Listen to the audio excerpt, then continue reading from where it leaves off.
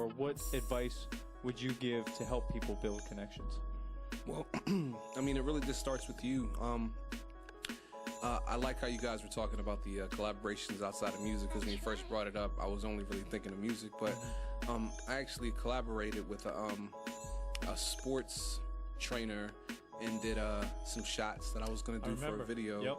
And the shots didn't really turn out for the video, but I You was did use some, didn't you? I seen some boxing scenes. Was that a difference? That was different. That was different. Okay. Yeah, same day actually, but doing that was a way to help get my brand out to other people that would have never even known about me, or would have even, looked at my Instagram or Facebook or anything of that nature, just based off of me putting together some clips, putting my music behind it, and putting it online and tagging her, letting her tag me in it. So things like that are great. Like you guys were saying, just if you're not collaborating and you're just staying to yourself, I think you had said something about, you walk into a place and you're thinking you're the best rapper because whatever, but you don't really realize that it doesn't really necessarily matter about how good your rapping is. It's about how good you are as a person, Exactly. And it doesn't matter what you're doing music, if you're making sauce, it doesn't really matter, because people are going to judge you by your character. And then the people that aren't going to judge you by your character, like when you see people with all these fans and all this fame and whatnot, those people don't know you, they don't care about you, and they could care less if you're a good person. But those people don't matter, because I feel like that doesn't even come anyways until the people that are around you support you enough to want to collab with you and do things with you as a person, you know what I'm saying? Not even as an artist, because, you guys are forming relationships with other businesses, and they're not even looking at you as musicians. You know what I mean? They have nothing to do with it. So I want to chime in, and I don't want to interrupt, but I love what you just said. It goes back to conformity. You know what I'm saying? Like, people don't base their own opinions. They don't formulate their own opinions. So they see a mass of people like, oh, we fuck with Lil Uzi Vert, or oh, we fuck with Juice WRLD. So they're like, oh man, all these kids my age are fucking with Juice WRLD. Maybe I should fuck with Juice WRLD. Instead of formulating their own opinion, like, damn, I actually like what this person is saying to me, or I actually like this style of music. They're so caught up in the conformity that it's hard for them to formulate. Sorry to get off topic. Well, it's all in perceptions and opinions, and I feel you. One thing I did want to bring up is I remember seeing on your YouTube channel, and this goes to collaborations and diving and a little bit on what you spoke on is collaborating outside of your expertise or whatever. You had a dancer do ballet to one of your songs, and that in turn she probably showed that to her friends and this and that, cool, who wouldn't have otherwise heard your music. Yeah, true. I mean, it's just about, like you said, thinking outside the box. I mean, people don't even really realize what your song means or how you really intended it to be perceived when you did it. You only know. So, putting different visuals behind it just kind of changes the song from just, something that you hear to something that you're seeing. So, just to help stick it in people's minds too. Right. Also, I wanted to just say this too about collaborating. I'm collaborating with this guy right here, Mike, aka Doughboy. He's one of the producers on my one of the songs I'm coming out with now. But I wanted to shout out some other artists as well too. I'm trying to work with this dude, Duke Chakra, man. He's from Stephen City. I don't know if you guys know him. I've seen the name. I've seen the name too. Yeah. Yeah, he's a guy I'm trying to work with now. He's really exciting. We've been talking. I also work with another girl named Crystal Baby. She's from out of Maryland, Hagerstown and whatnot. Amazing singer. But we're talking about collaborations. Just wanted to talk about that. I'm definitely trying to collaborate with you guys. I've been telling you about that since day one. We've been talking about this. You just got to get on it. That's been in the works for years. We just ain't got around to it. I just want to make a comment back to what we were talking about the making connections, right? The one point I wanted to say was that at the end of the day, as an artist, you kind of have to be your own best salesman. Definitely.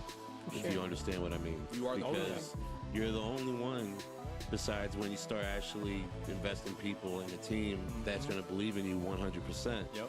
So you got to be the best salesman on your team, period. Yeah. And that's according, to any standard of business. You talk to a manager, you talk to a business like, hey, I want to be a musician at your venue, whether they take you seriously or not. it all comes down to, do you take yourself seriously or not, right? And it goes back to the levels to it. The professionalism. At the beginning, you might not understand that, but through time and error, you know. So when you are going out and building these connections, you need to remember to be professional. Correct. and sell. Don't sell yourself short, but you know. Yeah, that's a big sell the important thing experience. about making connections. Because you ever had somebody who came up and was like, "Man, I want to make a record, I want to make a track," and then you Buy my mixtape. You start asking them the basic questions like, "Man, where can I hear your stuff?" And they can't even answer. Oh, I've never made a song before. Right. So you realize, like, okay, like that's the level that they're at. That's As chalk opposed it up to in your somebody head, who you're comes like- in and this is my YouTube link. I'm about to have this show. I'm gonna be at this festival, March, whatever. Then you realize the level that they're at. And you know what it's like, because you guys probably have had people like, dude, I want to make a song, and then you All the kind of hear time. them out, and it's like, oh gosh. It's like my biggest pet peeve is somebody who's so unprofessional. They send you a message like, "Yo, I want a vid." I'm like, all right, well, Not like, even give me knowing an anything. idea. Like, what you got going on? They're just like, I don't know.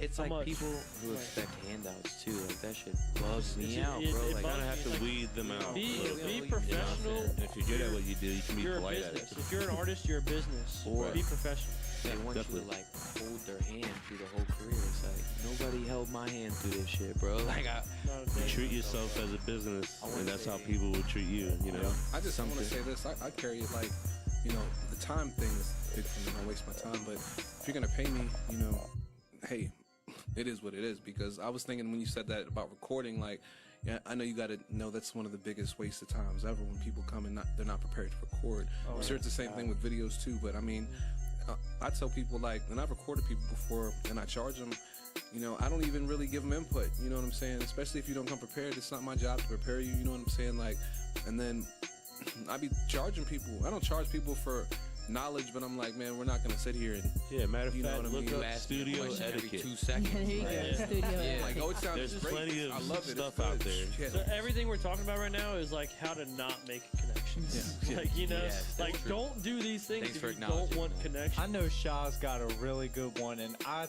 got it on my list too, but I'll let you dive into it. Yeah, I was gonna make this like a topic, but when we were talking about topics before, I was like, I think we could kind of throw this together with what you Definitely. got. So what I was listening to something earlier, and they were talking about engagement and how like a lot of people get on social media and they're so concerned about people engaging with them, like their likes and their comments, but like you don't know how much like leeway you can make by going on a picture, liking it, and writing a sincere comment on why you thought it was dope.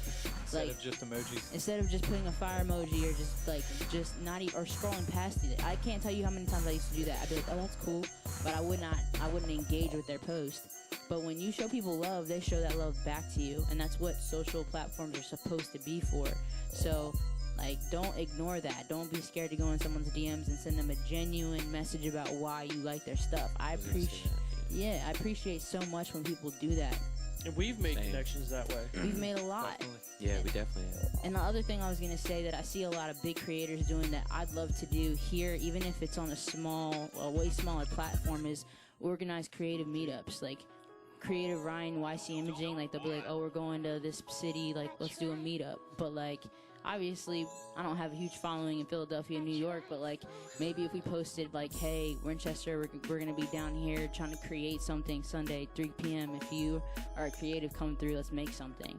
And you make a vlog of all these dope people that come out in Winchester that are into the same thing you're into, and then the next thing you know, you have a community of people you can hit up. If Travis is busy, oh, I met this photographer at that meetup and I know that he wants to shoot shows, let me text him and see if he's free because I have a show this weekend. Like, So true. that stuff is super important. So don't be afraid.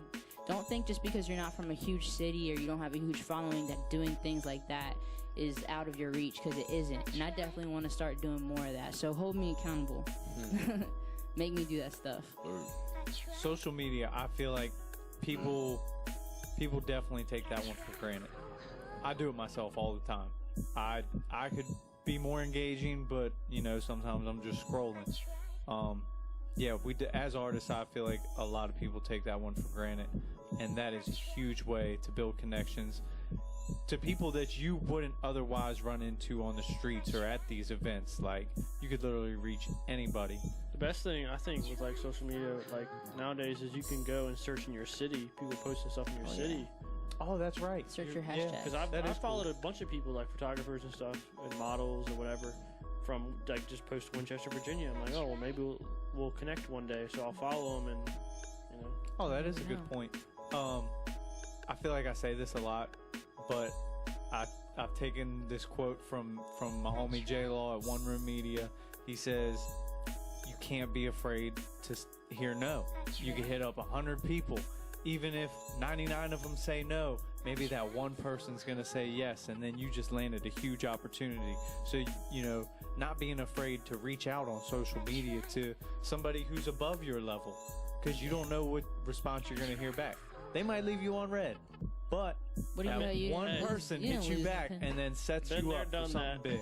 You know how I've connected with like professional people is on social media. They'll be on live at the studio, at the show, and you know they might not be personally talking to me because I'm in a room with like 500 other people, but that's like a window into their life that I didn't have before. Yeah. All of a sudden, I'm looking at like Dr. Dre in his living room or something, you know, Yeah, and I'm like, oh snap! I get to see how one of my idols is living right now, and I have that connection, and I have that all thanks to Instagram. Yeah, That's great. And I think that's a cool way to connect with people sometimes too. 100%. And Great way. Yeah. some of these people actually talk back. Yep. Yeah. Well, and on the other side is I've seen your lives, and you post when you're live making a beat, and people can see you making a beat and how you work and be like, oh, that's dope. Yeah. You know, we need to work or whatever. And it goes back to like those are the types of videos I love watching most. Is like those ones where they're making a beat on the spot. Right. And Yeah. so I see that and I want to emulate that. So I Right, do yeah. the same thing. And Like- if anybody likes my music, cool, thanks. Yeah. You know? Doja Cat does that a lot, and I always watch her live. She just makes a beat right there and makes. A Oh, song, dude, that's so. got an asterisk next to it. Yeah, got the Because, hugest crush. come on, guy, that's Yeah, sex we're gonna appeal. name Like, drop of course them. you're gonna watch. Nah, but it's Doja dope. Cat. Like she made like Tia and Tamara like on live. Which is pretty Literally. dope. I Which love is that like- song. Hey, I love Doja Cat. I'm not hating. I was just watching. saying. I was watching that live when she was making that shit. That's pretty So- lit. Whoa, kid. It's like history. You guys have so many jewels in there. So many ways to build connections. Go out there, get in the world, build some connections. Get on. Well, what other Steven City artists we got in here tonight? Yeah, pretty big one. Oh, What? are we going in now? I mean, you All right, hold on, introed bring it it back. already. My bad. I didn't mean. I don't know. I guess we did intro. So And then Yeah. tonight we got special guest in the building. Frosty came Whoa. through with his producer. Dope boy. Oh boy. Dope boy. Hey. And they got a new record coming out this Halloween. Yeah. The Walking Dead. Yeah. Shooting the music video. Actually, already shot the music video with T. Clem, and it is crazy. So, before we dive into the backstories and this and that, you want to talk on a little bit about The Walking Dead? Well, now let's dive to the backstory first. Let's do the and backstory first. We'll All get right. to that later. Where did it all start? Well, Did it start in the gritty?